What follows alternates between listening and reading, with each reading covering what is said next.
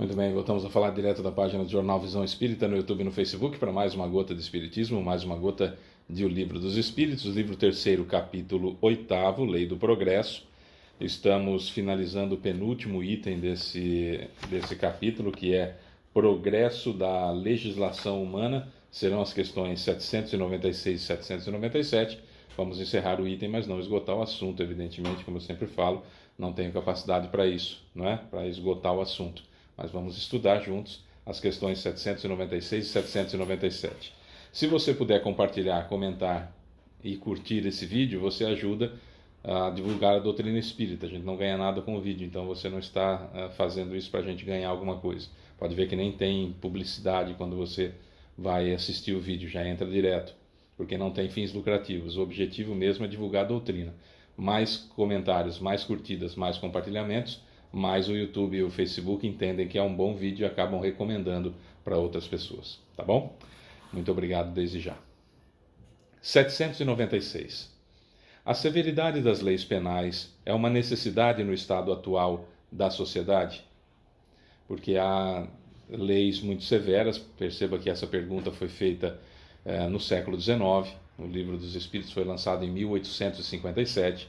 As leis já foram muito mais brandas, mas a pena de morte nessa época existia em muitos locais mesmo. E a pena de morte seria sempre uma violência maior do que o crime perpetrado, não é?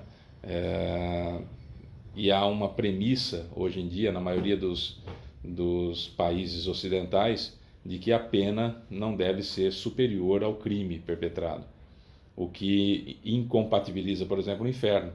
O inferno seria uma eternidade de sofrimentos por, às vezes, procedimentos banais, como, por exemplo, você perder uma missa importante.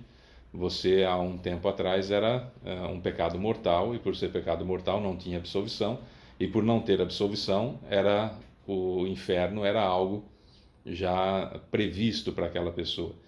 Então, você faltar uma missa por preguiça ou por qualquer motivo que não fosse plausível, e automaticamente você estaria eternamente, para sempre, em sofrimentos absurdos, que seria o inferno, que hoje a gente sabe que não existe.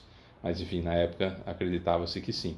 Então, veja bem, se a legislação humana falha como já não prevê que a pena seja maior do que o delito, por que Deus, em sua infinita sabedoria, providenciaria ou proporcionaria uma situação dessa? É um verdadeiro absurdo, realmente, e por si só a descrença no inferno vai acontecendo, porque o Deus Pai, Deus bondoso, Deus infinitamente justo, nos mostrado por Jesus, é incompatível com essas penas eternas, né?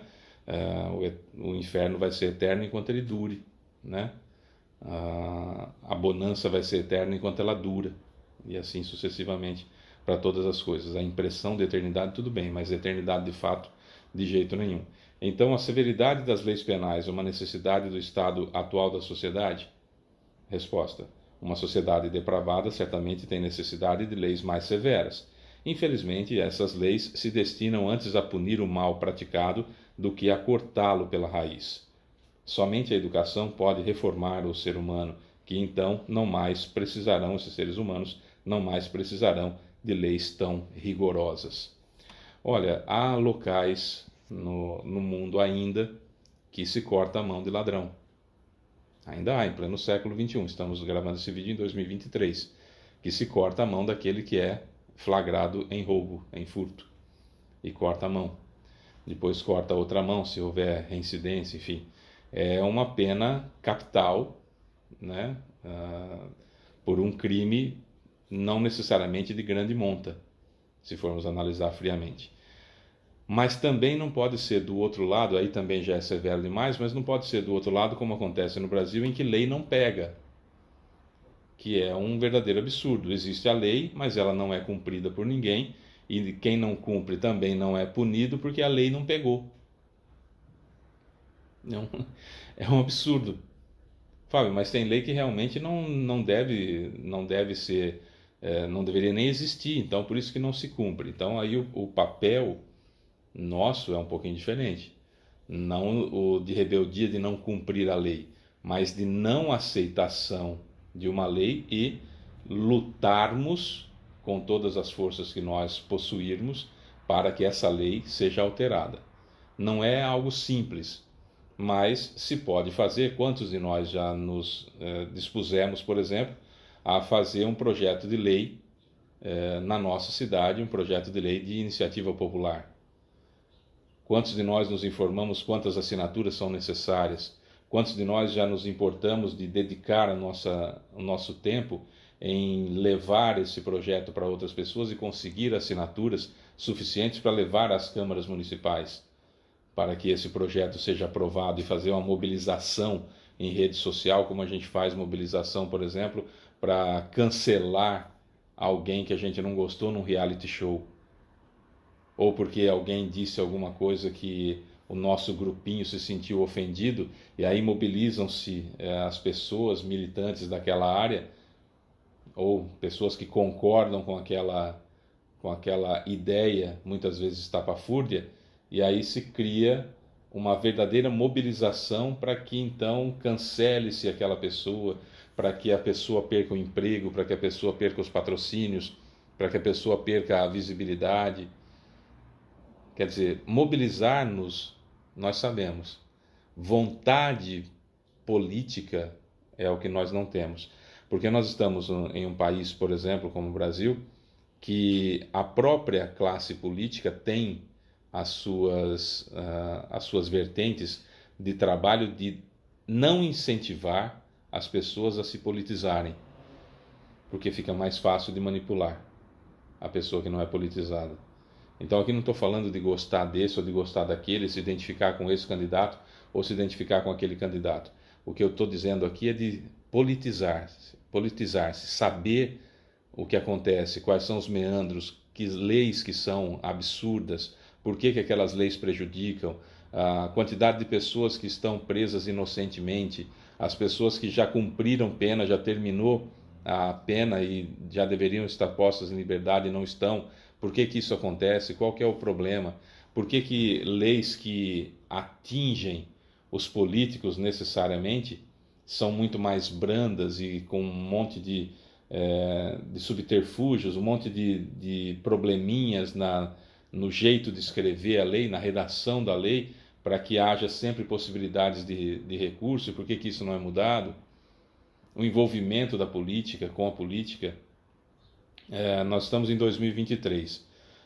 2022 teve eleição para deputado, 2018, 2012, 2008. Em quem você votou em 2008 para deputado federal, deputado estadual e senador?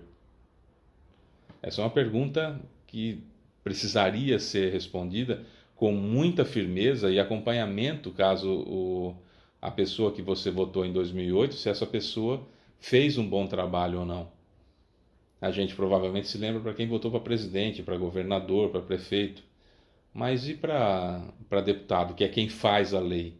E para senador, que é quem deveria fiscalizar o presidente? Não é?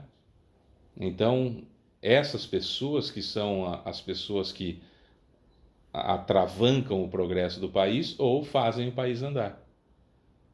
Vivemos um país presidencialista, mas que o Congresso tem um peso gigantesco e que só funciona à base de grana, de verba pública, né? Mensalão, mesada, mensalinho, orçamento secreto. Falava-se tanto do mensalão, que é um absurdo que aconteceu no país, e depois vem o orçamento secreto, que é a maior corrupção da história do Brasil no que diz respeito à quantidade de dinheiro e poder paralelo e trabalho paralelo do governo. É um absurdo. Por quê? Porque nós não sabemos escolher direito aqueles que vão nos representar lá como deputado federal, como senador, como deputado estadual, como vereador, que é onde a coisa acontece. Ou não acontece. Não é? Então, as leis que muitas vezes nos ferem ou são brandas demais, são feitas por essas pessoas que nós não sabemos quem são, que votamos porque alguém pediu ou porque alguém está ganhando dinheiro na cidade que a gente vive para fazer campanha para aquele sujeito, então ele se empenha uma barbaridade, porque além do dinheiro que ele está ganhando para trabalhar para o político, ainda ele tem a esperança de um cargo público de mamata, de ganhar uma grana sem fazer nada, ou de ter um emprego de um salário extraordinário para comparecer 1 ou 2 vezes por mês no local. Então temos que tomar cuidado com isso. Não, mas eu votei num deputado que eu não sei o nome, é um sujeito de bigode, porque um exemplo, tá? Porque o amigo meu, que é muito amigo meu, ele veio pedir para eu dar uma força para esse sujeito. Tá, quando ele pediu para dar uma força para esse sujeito, foi por quê? Qual é o histórico desse sujeito? O que esse sujeito fez? Qual é a índole dele? Qual é a ficha corrida? Como que é esse sujeito? Ou seu amigo está ganhando uma grana, trabalha para ele e tem perspectiva de trabalhar caso ele seja eleito como um assessor, um aspone, assessor de porcaria nenhuma, né? Então é esse não envolvimento com a política que faz com que nós entendamos que isso é legal, porque enfiam isso na nossa cabeça, e a gente não participa da regulamentação e da criação das leis. E aí a gente espera que aquelas pessoas extremamente comprometidas com o sistema político façam leis que possam punir a elas próprias. Não vai acontecer. Não vai acontecer. E a gente continua fazendo exatamente a mesma coisa, esperando resultado diferente. Também não vai acontecer. Segundo Albert Einstein, fazer a mesma coisa esperando resultado diferente é uma loucura, né?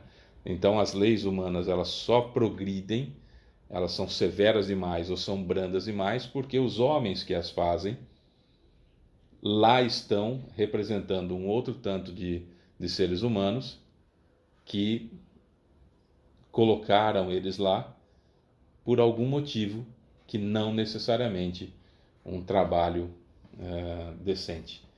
Tem um deputado estadual, por exemplo, que agora é deputado federal, que era deputado estadual na legislação anterior, e agora na legislatura anterior, e agora é deputado federal, que o ramo dele é a causa animal. É a causa animal. Então ele pede apoio em toda parte que ele encontra, ele pede apoio à causa animal. A mãe dele foi eleita deputada estadual e ele foi eleito deputado federal, porque as pessoas apostam nele como alguém que vai defender a causa animal. E ele tem feito grandes progressos. É uma andorinha só? É, mas tem feito grandes progressos nessa área, com campanhas que realmente têm ajudado bastante a causa animal. Isso realmente tem funcionado. É um bom exemplo não estou dando nome, porque eu não estou fazendo propaganda para ninguém, mas é um bom exemplo. É um bom exemplo. Que tem que ser fiscalizado o tempo todo, mas ele está em contato com as pessoas o tempo todo. Isso é que votaram nele em cada cidade, isso é importante. Isso é importante. Como que está acontecendo, né? Talvez dê um problema lá na frente, a gente se arrependa até do que está falando agora.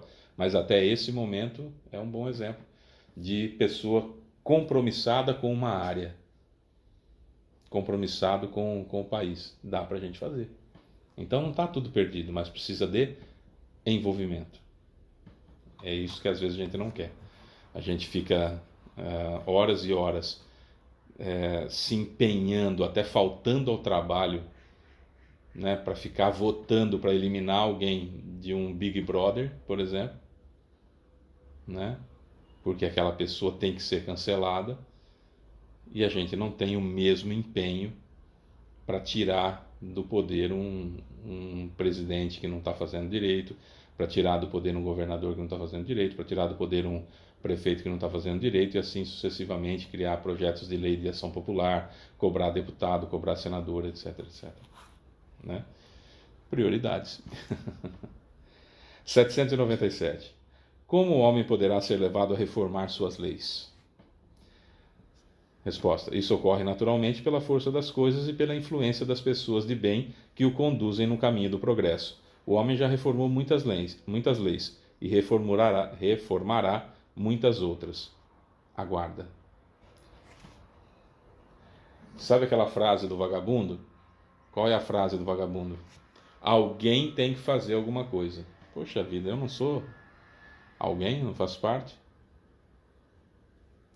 né? Às vezes você vê um ato de violência ao seu redor,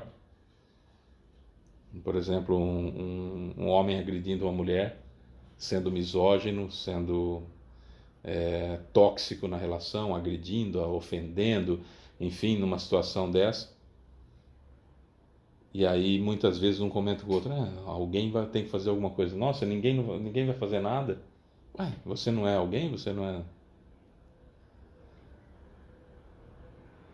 A gente sempre quer que o outro faça. Então vamos esperar que as leis se reformem naturalmente. Mas se eu não escolher gente boa para colocar lá que faz lei, como é que faz? Se eu não me envolver com a situação, como é que faz? É isso. Amanhã nós vamos entrar em influência do Espiritismo no progresso, que é muito importante também essa questão, até para nós desmistificarmos a ideia de que o Espiritismo é a única religião. Não é. Não é. O que faz com que nós progridamos e o que faz com que tenhamos condições de chegar bem no plano espiritual não é o Espiritismo, é a caridade, que é o amor em ação, né? O amor em ação é a caridade. É isso que faz com que nós evoluamos. Sem isso, pode ter o rótulo religioso que você tiver, não vai acontecer absolutamente nada. O Espiritismo facilita a chegada no plano espiritual? Facilita, mas não te dá credencial nenhuma. O Espiritismo não vai te dar uma carteirinha que você vai chegar na frente, na entrada da colônia espiritual e vai mostrar, olha, eu era espírita, e vão te deixar entrar. Isso não vai acontecer. Eu sou Fábio Pereira, essa é mais uma gota de Espiritismo, amanhã tem mais. Beijo pra você que fica, tchau.